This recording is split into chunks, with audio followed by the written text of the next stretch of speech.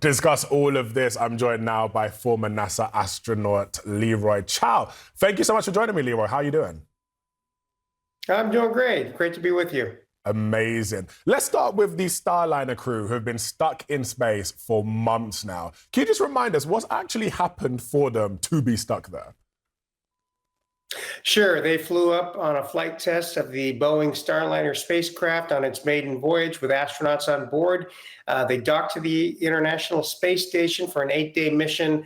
They had some thruster issues, some questions about the spacecraft, and what ultimately happened was the spacecraft was basically declared not ideal to bring them back down. So they've been on the space station ever since. So it's been coming up on 9 months now. Wow. Basically, they replaced two members of the mission that launched shortly after on Dragon SpaceX Dragon Crew 9, and now they're going to come down pretty soon, probably in less than 2 weeks. And I'm sure they're very excited about that.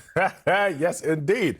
Well, we've seen some pretty disastrous space missions occur over the past few days.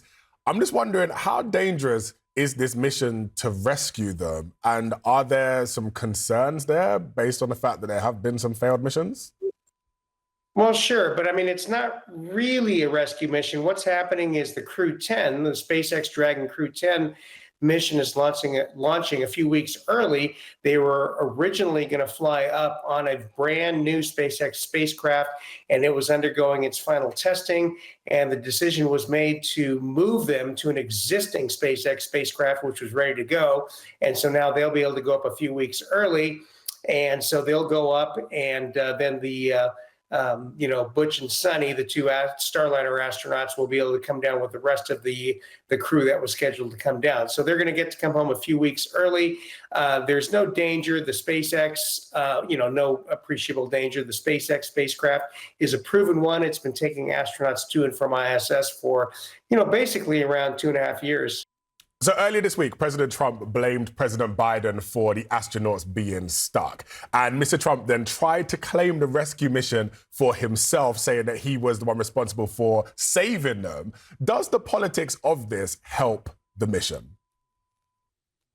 Well, I mean, it is a fact, I believe, that Elon Musk did offer to send a Dragon spacecraft up to bring them down sooner, and was rebuffed by the administration. Likely as it's no secret that the past administration, the Biden administration, was no fan of Elon Musk. He was excluded from electric vehicle talks with other automakers, and so I have no trouble believing that he made the offer and he was rebuffed. But he could have brought them down earlier. Of course, the government would have had to pay the expenses of the rocket and the spacecraft to bring it up there and bring them back down. And the decision was made, I'm sure, with NASA and the White House to go ahead and do what they did, which was to basically have Sonny and Butch stay up there for this long. And of course, we have to think also about the two astronauts that were bumped off of SpaceX Crew 9. They had been training for at least 3.5 years, and now they're a little bit in limbo, trying to figure when they're going to get their chance to go fly to the International Space Station. And then while we're looking at all of this, there have been reports that the Trump administration could be looking to cut NASA's budget by up to 50%. I'm sure you've got some thoughts on that, so tell me, what's going on?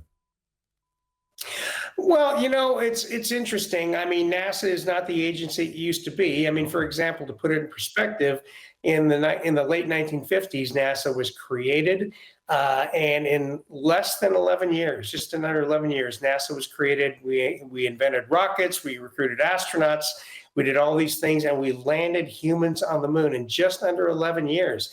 This current exploration program has been going on since 2004. And so we're looking at, what is that, 21 years? And this new exploration program has not launched a single astronaut. So that shows you, NASA, not unlike other large organizations who've been around a while, Unfortunately, a lot of times, or most of the time, you get increased bureaucracy and inefficiencies. And frankly, I think the exciting part of the future of space exploration lies with companies like SpaceX, because they're developing things like the Starship, which is revolutionary. That's going to be a huge disruptor once it comes online. And it's the future's exciting, but maybe NASA will play a smaller role than before. That was a very reasoned answer from you. Gosh, I've been quite shocked. I was expecting you to be really annoyed by the cuts to NASA. Well, thank you for it. I feel like I learned a lot from it. Sure, our viewers did as well. Thank you so much, Leroy Chow. Appreciate you being with us tonight. Yeah, my pleasure.